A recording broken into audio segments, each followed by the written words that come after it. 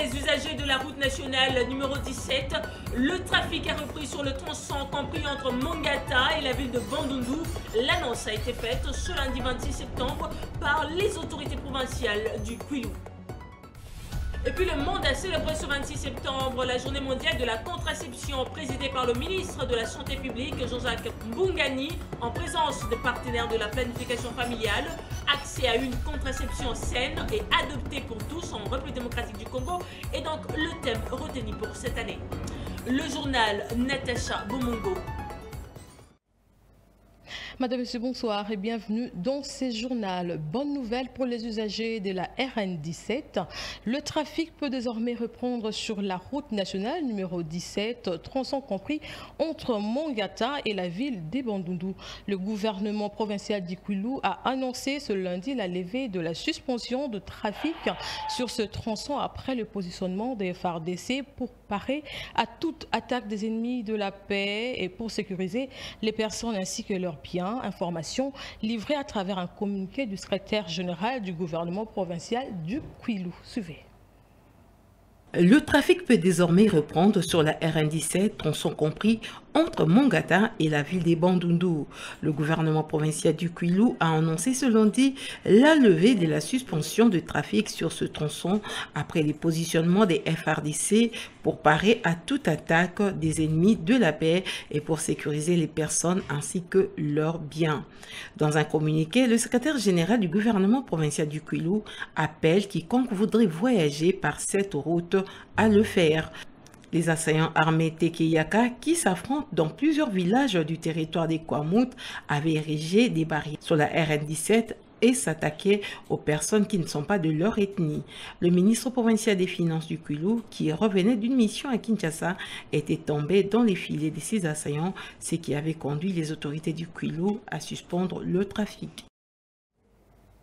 Direction Goma, où les activités socio-économiques étaient paralysées depuis tôt ce lundi dans la ville. Les manifestants ont barricadé les routes. Les éléments de la police ont usé des tirs de sommation pour les disperser. Ce mouvement font suite à l'appel de 2 journées de ville morte par la société civile du Nord Kivu pour exiger la reprise de Bunagana et le départ de la MONUSCO. Trinidad Acha. 2 journées, ville morte, suite à l'appel lancé par la société civile. Lundi matin, les activités économiques et sociales ont été paralysées dans la ville de Goma. Des écoles ont fermé leurs portes, les marchés desséchés, les magasins et stations-service ont suivi le même rythme. La situation sécuritaire est restée calme toute la journée, hormis quelques altercations entre le jeune et les éléments de la police au quartier Majango et Ndosho. La situation sécuritaire est restée calme toute la journée, hormis quelques altercations entre les jeunes et les éléments de la police au quartier Majango et Ndosho. Les policiers ont été visibles sur toutes les artères de la ville. À la base de cette situation, l'appel de 2 journées ville morte par la société civile de Goma qui exige la reprise des Bunagana par le FARDC, la levée de l'état de siège et le départ de la MONUSCO. Le siège ici est échoué. Pendant que tu es en plein état de siège, il ne faut pas lever l'état de siège. Troisièmement, tosengi MONUSCO à Longwa, babandi susu kotambola, tolingi lisusu komona bangote. Yangonde tozo senga biso ba mouvement citoyen nyonso ya Goma. Tozo senga na population nyonso ya Goma, lundi na mardi, musale zate biso nyonso totika. Pendant ce temps, le maire de la ville demande à toute la population locale de vaquer librement à ses occupations lundi 26 et mardi 27 septembre. Il s'insurge contre les appels aux villes mortes. D'après le commissaire supérieur principal, François Kabeya Makossa, toutes les manifestations sur le voie publique sont interdites.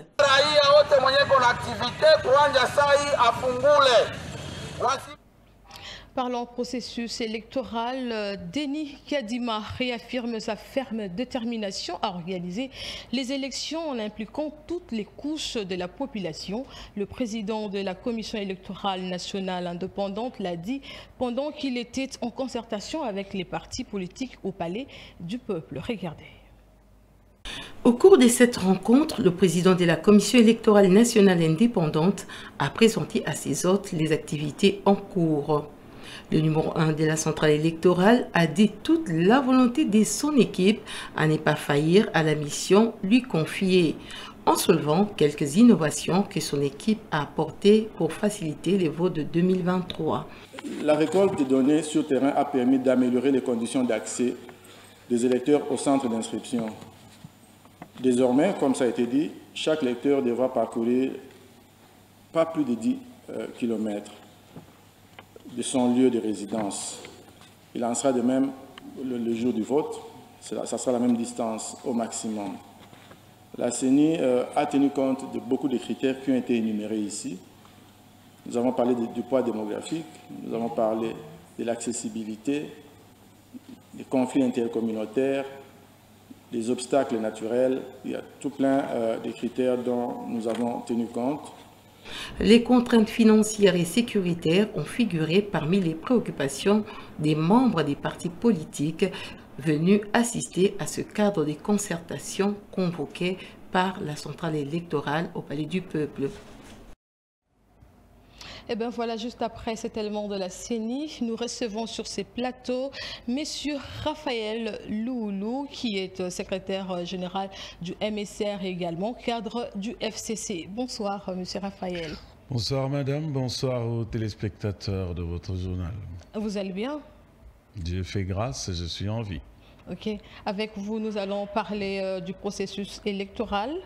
Vous le savez, le président de la CENI a annoncé bientôt le processus d'enrôlement en République démocratique du Congo. Vous qui êtes du FCC, êtes-vous prêt? Le FCC a toujours été prêt pour les élections, madame. Cependant, la situation telle qu'elle se présente aujourd'hui nous laisse très dubitatifs quant à l'organisation des élections. Vous l'avez dit, madame, que M. Kadima aurait dit que les élections intéresseraient toutes les couches de la population, ce qui est faux. Faux pourquoi? Bunagana est sous occupation rwandaise. Justement. Par les M23. Est-ce que M. Kadima nous confirme que Bunagana ou les habitants de Bunagana pourront aller aux élections? Est-ce qu'ils pourront participer à l'enrôlement des électeurs? Les kits pourraient arriver à Bunagana? Déjà les cahiers, à la rentrée, les cahiers ou les objets classiques, c'est Paul Kagame qui aurait envoyé les objets classiques aux élèves ou aux enfants de Bunagana. Est-ce que M. Kadima va faire parvenir les kits à Bunagana?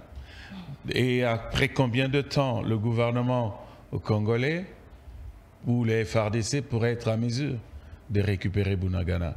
Donc c'est dire que tout ce que M. Kadima est en train de dire, il raconte ce qu'il peut raconter. Mais nous, compte tenu des réalités sur le terrain, nous disons, nous sommes dubitatifs. Mais l'on a suivi le président de la République à la 77e Assemblée générale des Nations Unies où Félix Tshisekedi a dénoncé l'agression de la RDC par le Rwanda. N'est-ce pas une victoire diplomatique de la RDC sur le Rwanda? Non, madame, ce n'est même pas une victoire diplomatique. La diplomatie de M. Tshisekedi, c'est un échec.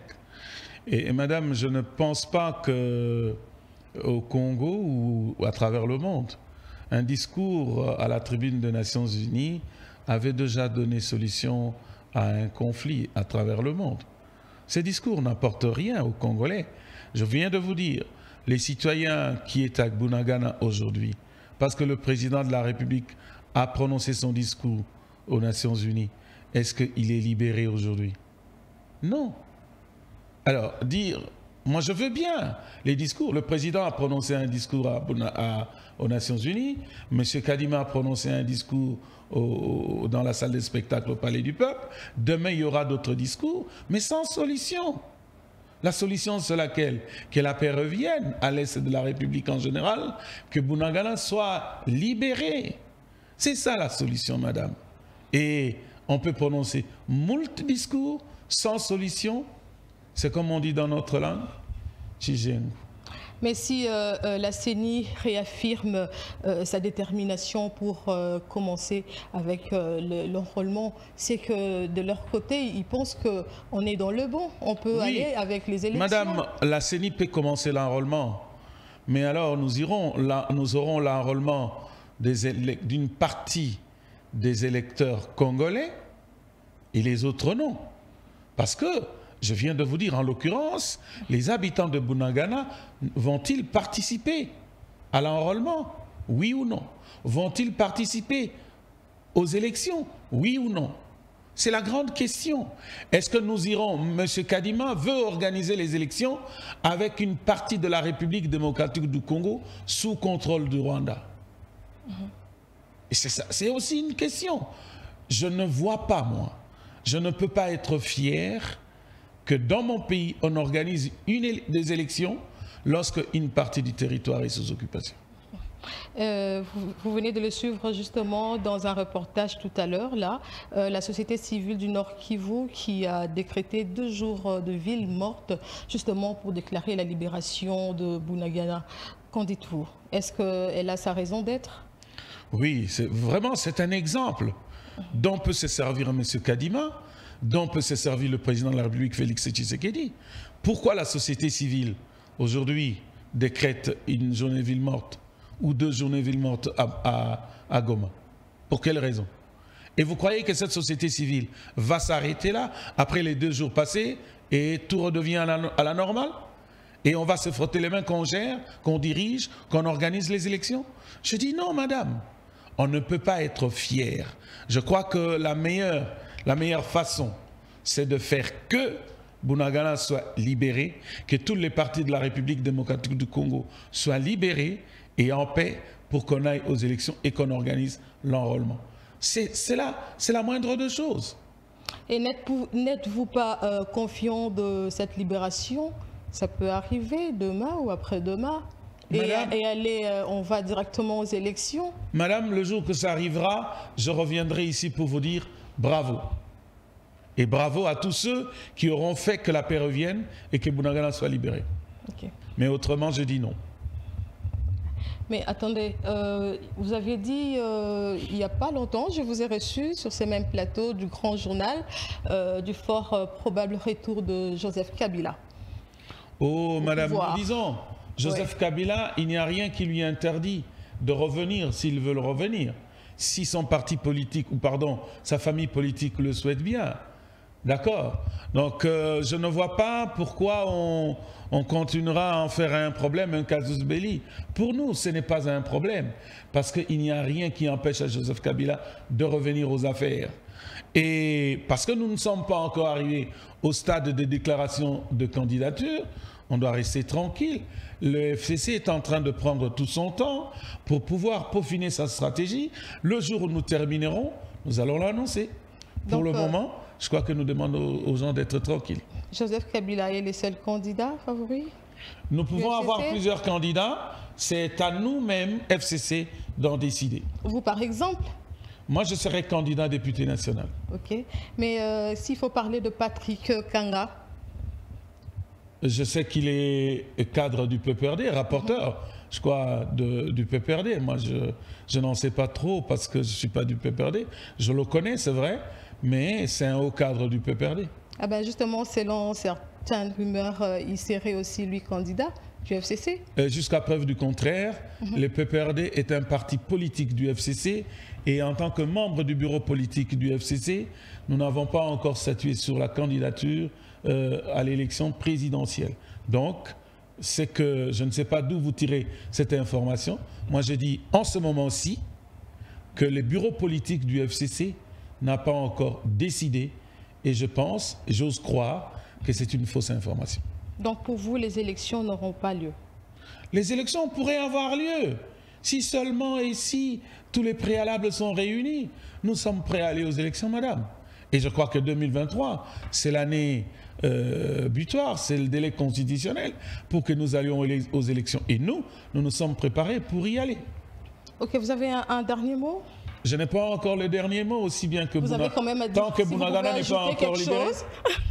Tant que Bunagana n'est pas encore libéré, je n'aurai pas le dernier mot. Tant que la paix n'est pas encore revenue, je n'aurai pas encore le dernier mot.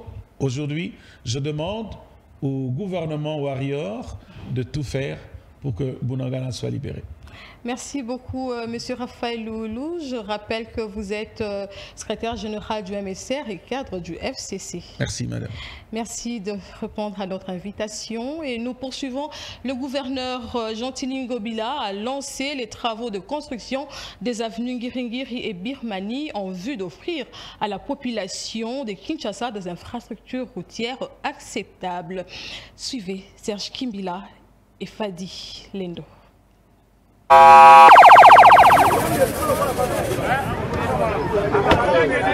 En vue de faciliter la mobilité de ses administrés, le gouverneur Gentini Ngobila est déterminé à leur offrir des infrastructures routières acceptables.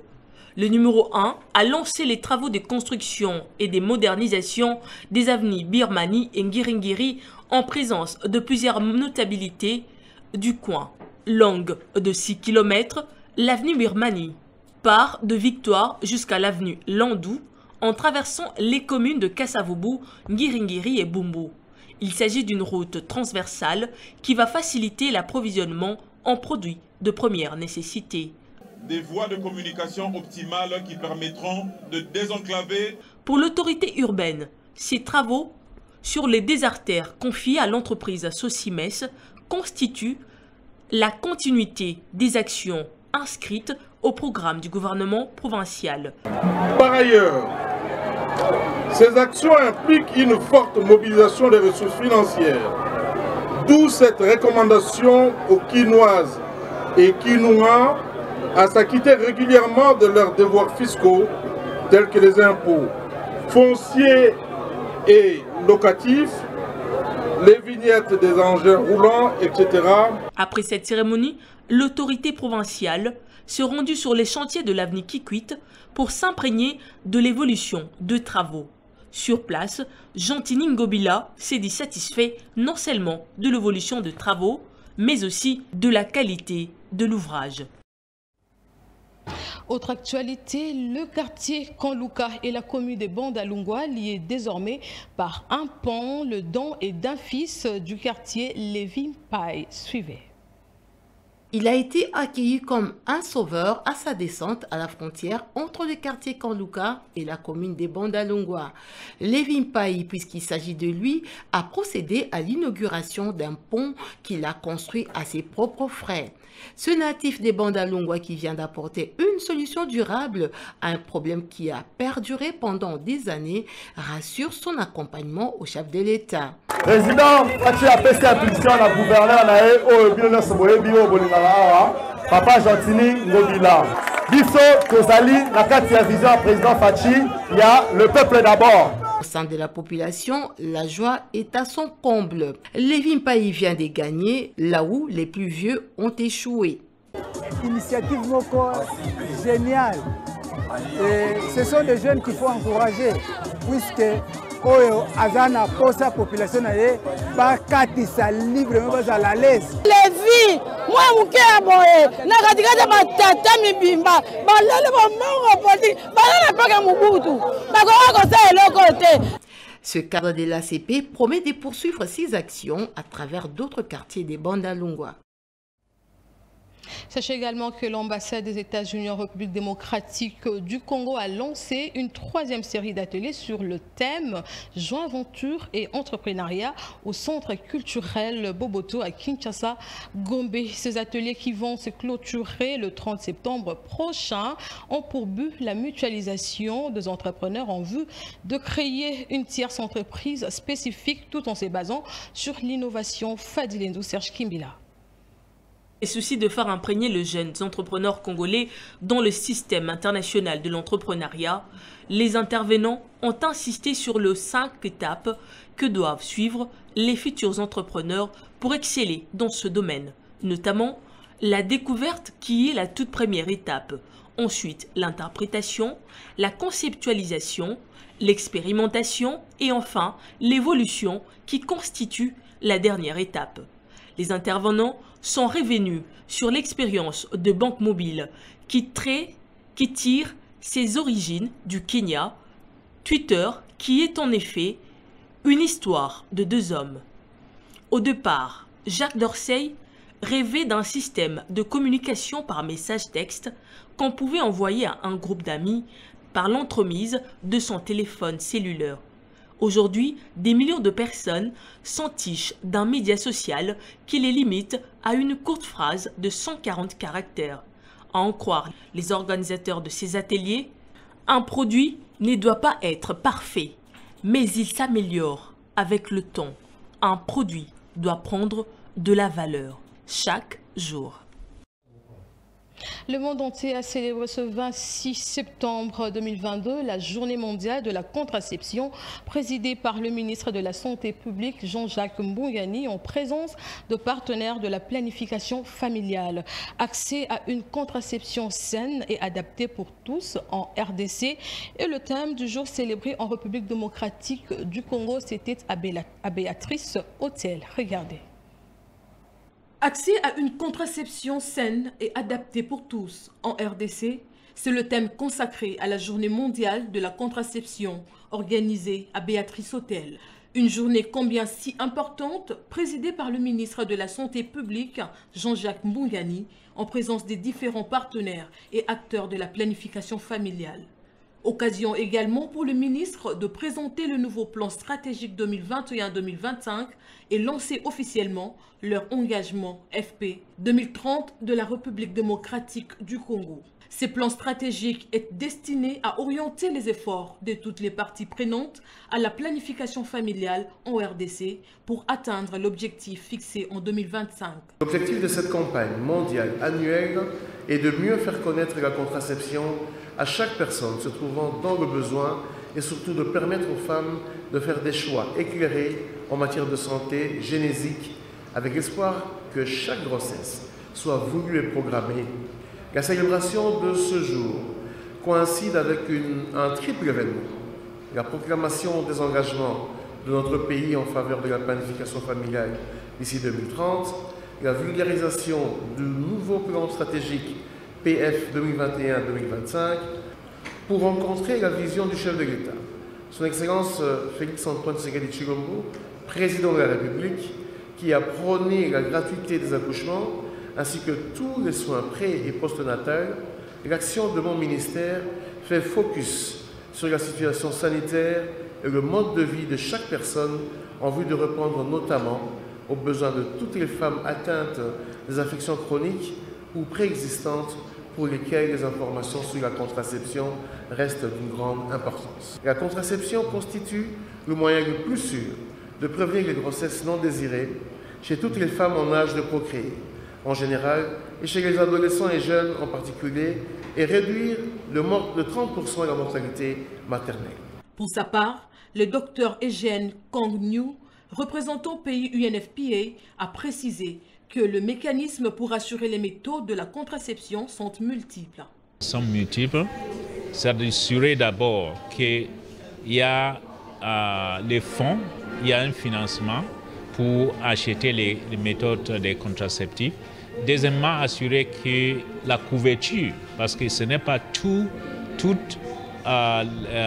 les formations sanitaires, on trouve des méthodes contraceptives. Augmenter la couverture et aussi augmenter la qualité. Assurer qu'on a des services de bonne qualité et la chaîne d'approvisionnement pour que les méthodes contraceptives peuvent arriver au dernier kilomètre, là où bas font vraiment du village où les gens ne trouvent pas que c'est disponible là-bas. Et assurer aussi que les données sont disponibles parce que sans données, on ne peut pas savoir si on est en train d'avancer ou pas. Il y a toute une stratégie pour la communication pour changement de stratégie et changement de comportement. Et c'est d'assurer l'utilisation des méthodes innovatrices pour atteindre la population vraiment dans les villages, vraiment dans les coins reculés. Cependant, l'ambition affichée pour la période de 2021 à 2025 est d'obtenir une meilleure performance du programme de planification familiale en augmentant significativement la prévalence de la contraception moderne chez toutes les femmes en âge de procréer. Et justement, en rapport à la célébration de cette journée mondiale, Jemima Wanja a récolté les réactions de maraîchères sur les recours aux produits contraceptifs. Regardez. Le terme contraception reste au centre de polémiques en République démocratique du Congo. Les croyances, les us et coutumes seraient la cause de cette division. Cependant, plusieurs méthodes contraceptives sont aujourd'hui à la portée du couple congolais. Outre les méthodes naturelles, la personne adulte a le choix de faire recours, entre autres, aux implants et à l'utilisation des préservatifs. Tout dépend des convictions. Quelques mamans maraîchères affirment.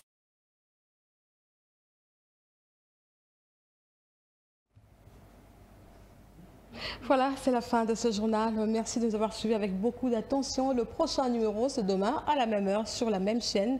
Entre-temps, restez branchés sur le programme de Tosungana Télévision. Au revoir.